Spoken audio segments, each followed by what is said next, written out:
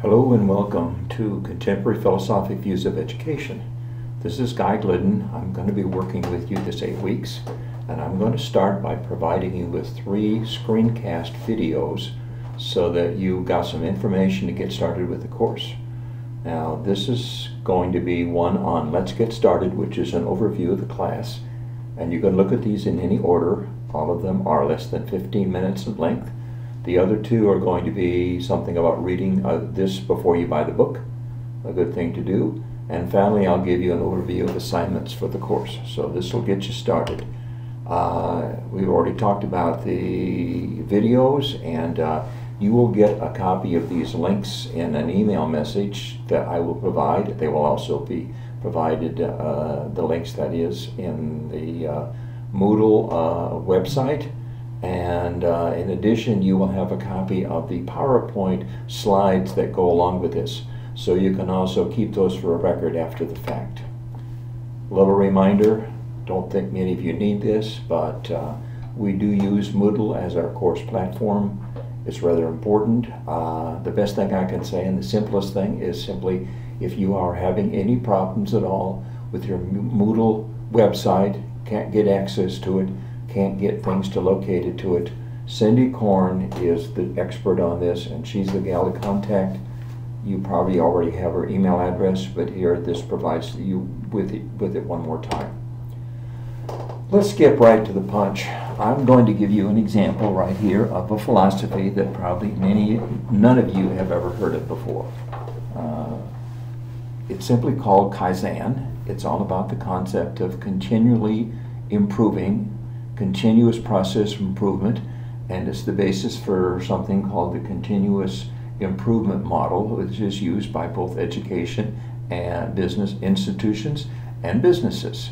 Here is an example of a philosophy, a very brief, close process. You can kind of use this as a basis as you're looking at other schools of thought and philosophy that we're going to be talking about. Now, all philosophies have statements of beliefs, so we always want to find out what kind of beliefs do people tend to have if they believe in certain philosophies. And here are some things that would be appropriate to the Kaizen philosophy I just introduced you to. It talks about vision, communication, talks about measurement, and talks about something called continuous feedback. So there's a belief statement here. And your own philosophies, as well as many of them that you will examine, will also have belief statements. And finally, most philosophies have an identified philosopher or philosophers who are champions of the movement and started it. And here's a picture of somebody called W. Edwards Deming, who is the champion of the philosophy we've just introduced you to. Now, you can read more about Deming by simply looking at his name on the internet. But in a nutshell, Mr. Deming, Dr. Deming, was an efficiency expert during World War II to increase wartime production in the United States. After the war, he was encouraged to go to Japan to help the Japanese redo their economic process. It was felt that a highly productive country economically would also be a better ground for democracy, and I guess in Japan's case, I guess you could say that worked.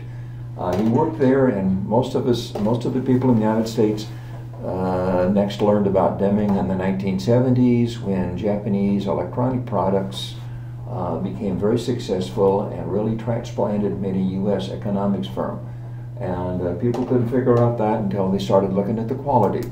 They were all very high quality products. Next, we saw the success of the Japanese economic material in automobiles.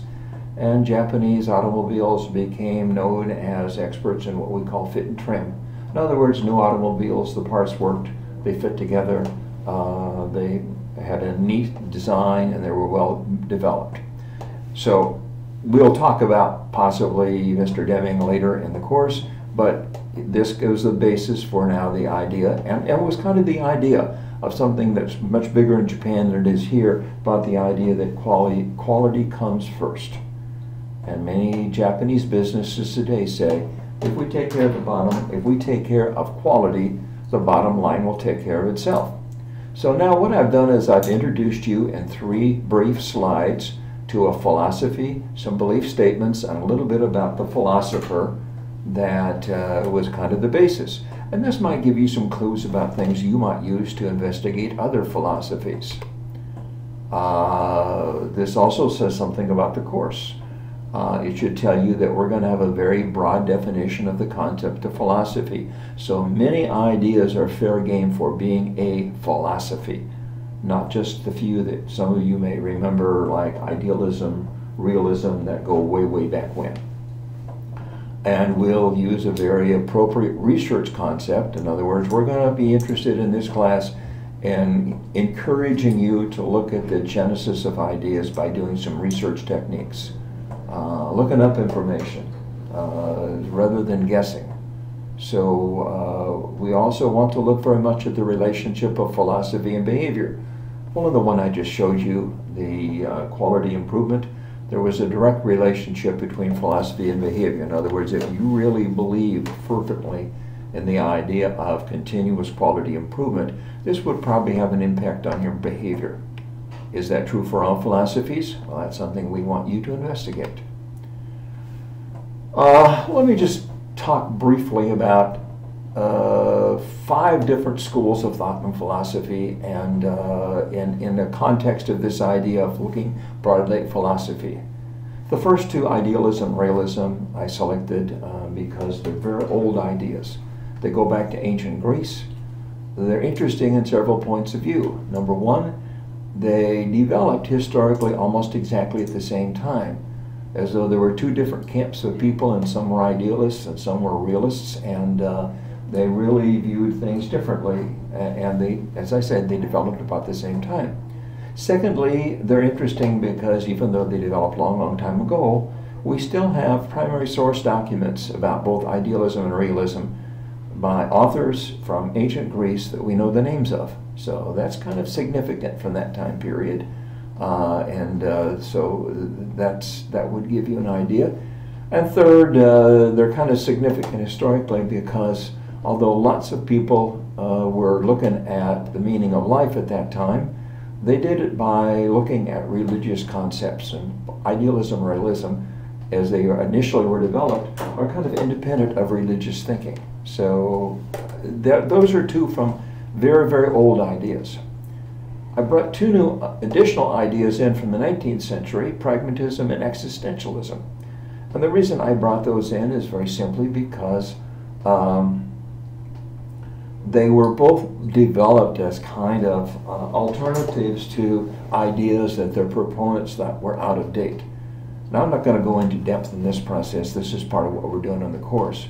But you can, and I will encourage you to look further at these ideas, because they tell us a little bit about how thought was changing in the 19th century. Sometimes we have the misguided idea that all of the quick changes were taking place in our lifetime in the 20th century, 21st century. Not true.